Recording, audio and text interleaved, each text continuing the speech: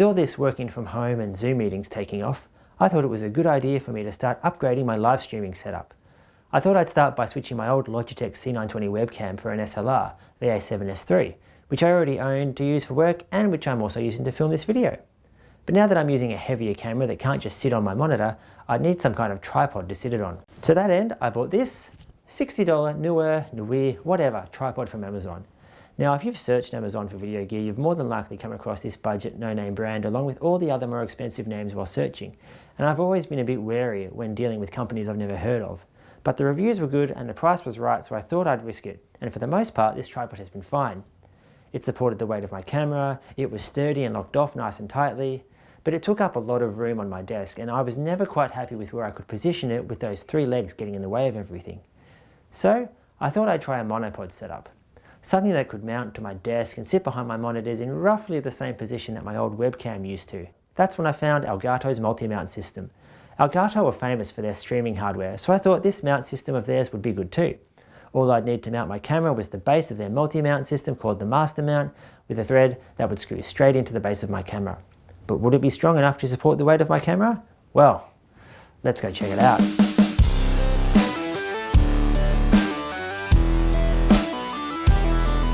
Alright, so it comes in the box, Master Mount L, multi-mount essential apparently. Open it up, pretty simply packaged. Master Mount L, quick start guide, looks pretty self-explanatory. What's this? Keep it tidy. A bunch of clips for your cables, that's nice.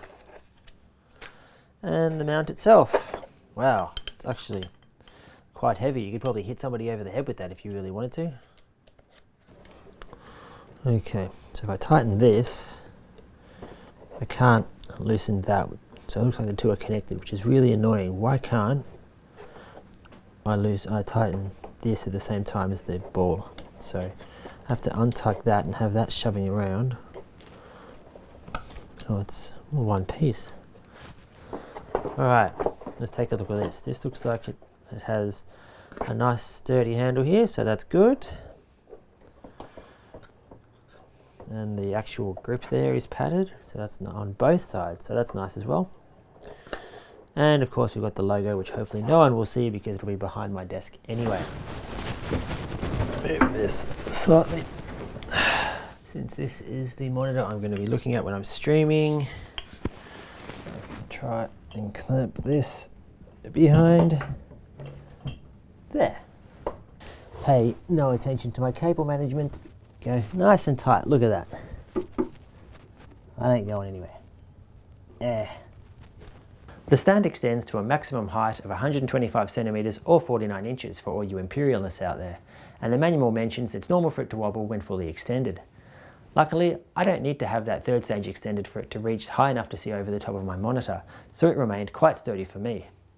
Elgato obviously haven't heard of lefty loosey righty tighty though, as you do the opposite to loosen this stand, so watch out for that.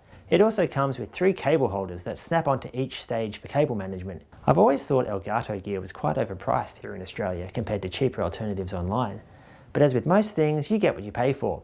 And the most important thing for me was if this would be sturdy enough to support the weight of my camera.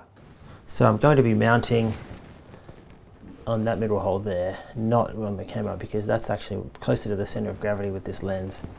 I normally wouldn't trust a single thread like this to support the weight of a whole camera, preferring a head with a proper base plate.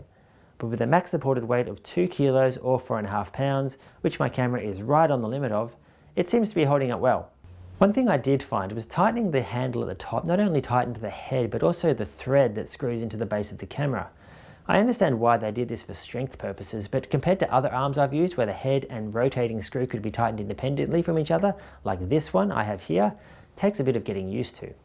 It means you'll have to hold the head in place to stop it from moving around while you screw your camera on instead of locking it off first, or you could just spin your camera around to screw it on, but in tight spaces it's not really ideal, plus it looks a bit silly.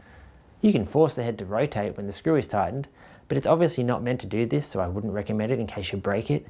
Also, the rubber washer isn't glued down or anything, so be careful you don't lose it, unless you want to remove it to expose some extra thread to screw onto the base of your camera, for example. Now the good thing with this camera is you don't need any capture card or anything to get footage from it, because it already comes with software to use it as a webcam. But hopefully the cable that it comes with is strong enough to reach where I need it to go.